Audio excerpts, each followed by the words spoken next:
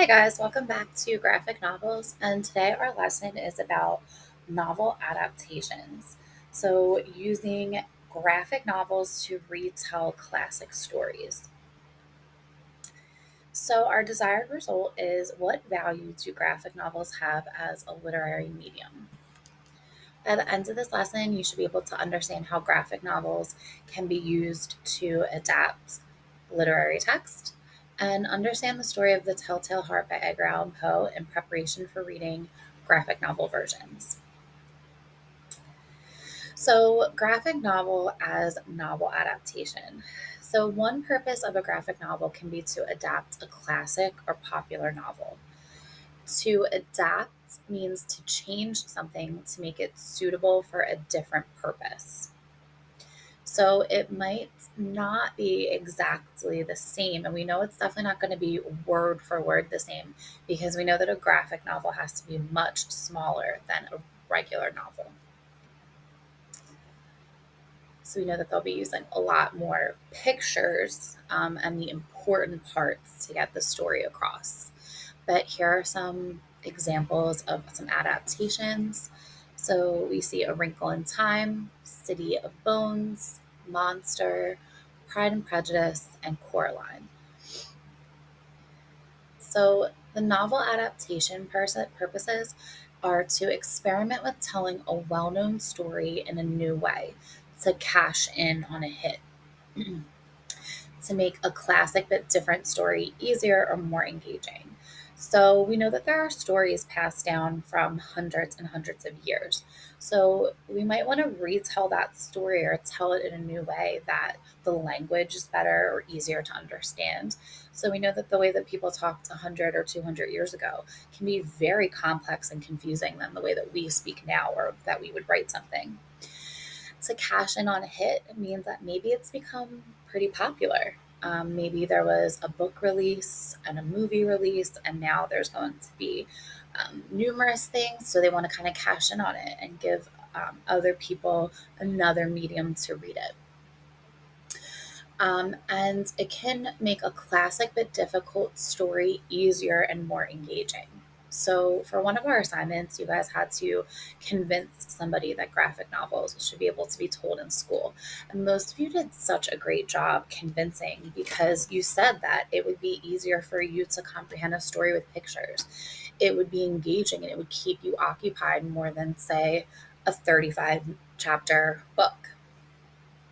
So it can make it easier, more engaging. And remember, like we've talked about in class as well, pictures can make it more can make it easier for learners, especially visual learners. So you're not only seeing the words, but you're also seeing the pictures. And it kind of gives something new for fans who love something, then it might turn them on to the idea of the graphic novel. So here's a list of some novels that have been turned into graphic novels.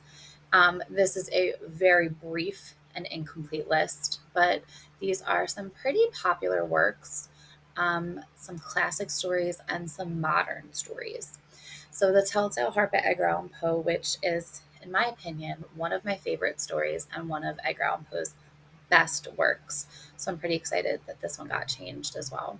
Frankenstein is another favorite. Mary Shelley, she really invented a genre when she came up with Frankenstein. So turning it into a graphic novel is really important, and it's what Frankenstein has become to be known as, such like an iconic pop icon or in pop culture. Pride and Prejudice, another classic by Jane Austen. Romeo and Juliet, which has had tons and tons of remakes, but to see it in a graphic novel is pretty exciting. The Hobbit by J.R.R. Tolkien. Jane Eyre by Charlotte Bronte. A Wrinkle in Time by Madeline L'Engle. Coraline by Neil Gaiman, which you guys might be more so familiar with, the movie of Coraline. And then there's also some more modern stories, like we said. So sometimes it's just used to cash in, or it's become really famous. It's a way to expand the audience or give the people who are already an audience more of what they like.